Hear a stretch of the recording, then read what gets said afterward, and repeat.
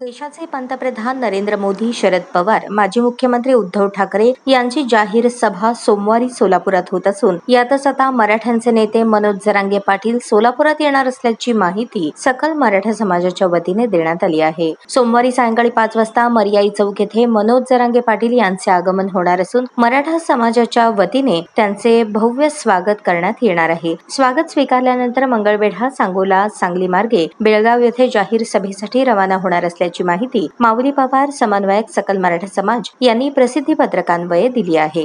सोलापुरात मनोज जरांगे पाटलांच्या येण्यामुळे शहर परिसरातील वातावरण ढवळले जाण्याची शक्यता वर्तवली जात आहे. नुकतेच जरांगे पाटील यांनी ज्यांना पाडायचे आहे त्यांना पाडा असा संदेश मराठा समाजाला दिलेला होता. सद्यस्थितीत अनेक ठिकाणी गावभेट आणि संवाद दौरा होत असल्याने मराठा आरक्षण आंदोलन चळवळ जिवंत ठेवण्याचे काम जरांगे पाटील यांच्या दौऱ्यामुळे होत आहे, अशी प्रतिक्रिया मराठा समाजाकडून व्यक्त केली जात आहे.